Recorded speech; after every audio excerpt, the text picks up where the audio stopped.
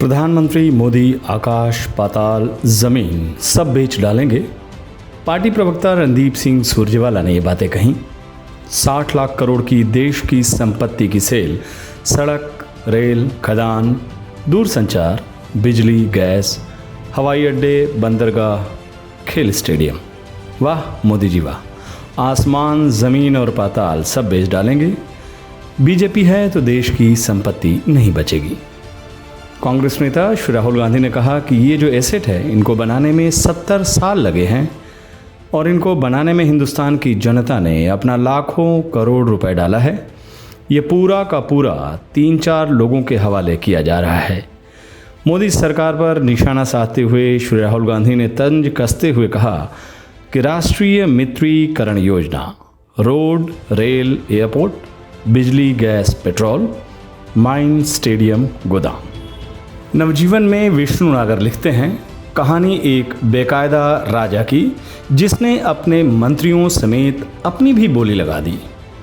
बेकायदा राजा जब एक रियासत का मनसबदार था तब उसे अपना मोनेटाइजेशन करने का अभ्यास है।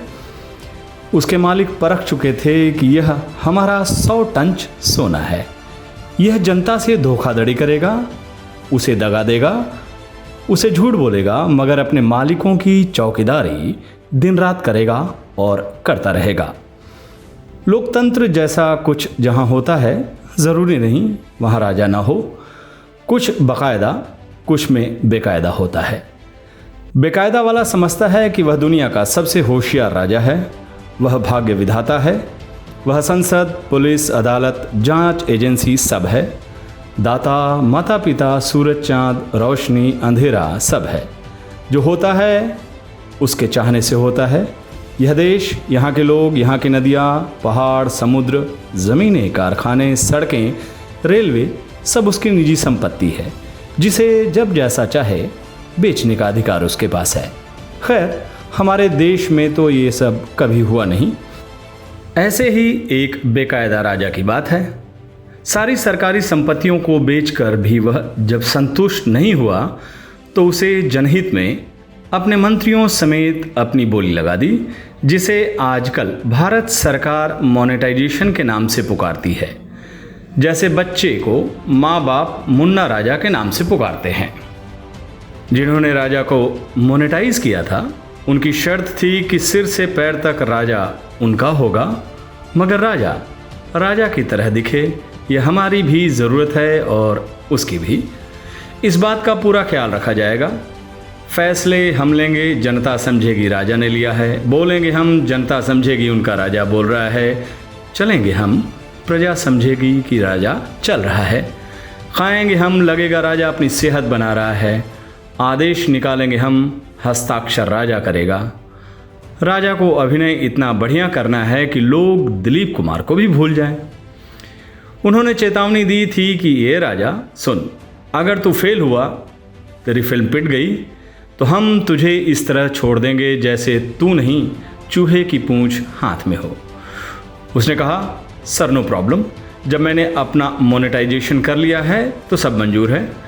कल कोई नई शर्त जोड़ेगा तो उसे भी मानूंगा। हमेशा आपका वफादार रहूँगा। मैं तो सर प्यार किया है तो डरना क्या वाली थ्योरी का हूँ। उसके मालिक ने इस पर नहा कहा न नहा, चेहरा निर्विकार रखा। पहली बार जब इसे खरीदा गया था तब इसने बिना कहे 200% तक का रिजल्ट दिए थे। उसे जब टारगेट 300% का दिया गया तो उसने 400, 500, 1000% रिजल्ट दिए। धरती हिल सकती है, चांद बुझ सकता है, सूरज थक सकता है, कुत्ता वफादारी छोड़ सकता है, मगर यह नहीं। इसे कीचड़ में खड़ा करोगे तो भी नाक बिना दबाए ऐसे खड़ा रहेगा जैसे गंगा में खड़े होकर सूर्य को अर्घ दे रहा हो। मालिक के सामने खुश होकर कहेगा, आगे और बताओ मेरे आका। विष्णु नागर आगे लिखते हैं, आका पहले कभी उसकी वफादारी से खुश होकर अपने साथ चाय पीने का सौभाग्य प्रदान करते थे तो यह सिकुड़ा सिमटा डरते डरते पी लेता था। शुरू में तो मालिक के सामने इसकी नाड़ी ऐसे खिसकती थी कि इसके हाथ हिलने लगते थे। चाय का कप गिर जाता था इस पर डांट खाता था। एक बार तो नई क्रॉकरी अपनी तनख्वाह से मालिक को भेंट कर पूरे महीने भूखा रहने पड़ा था। कोई पूछता था तो कहता था आज कल मेरे उपवास चल रहे हैं। वह अपने मालिक से इतना डरता था कि वह सामने सीधे देखना भूल चुका था। दाएं बाएं देखता था तो उसके खरीदार आंखें तरेरते हुए कोड़े लेकर खड़े दिखते थे। वह आज्ञा मांगता था कभी कभी कि मालिक एक बार थोड़ा सा प्रजा की तरफ देख लूं। वे कहते थे अबे चुप बैठ। वह कहता मालिक पता नहीं क्या हुआ है कि पैरों की बजाय मैं हाथों से चलने लगा हूं। मालिक सुनकर मुस्कुराते, कहते वेरी गुड। वह पूछता थोड़े देर पांव के बल चल लूं। वे कोड़ा दिखाते। वह पूछता मालिक तनी अपने शरीर के लिए भी कुछ तर माल खा लूं।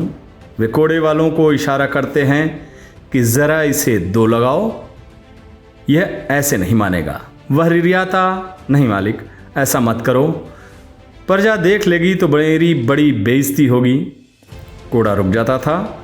इस तरह उसने देश को न्यू बनाया, स्वावलंबी बनाया। वह बनाता ही गया और खुद बनता भी गया। अगर ऐसा देश भारत होता, वहाँ का ऐसा राजा होता तो यहाँ कभी की क्रांति हो चुकी होती।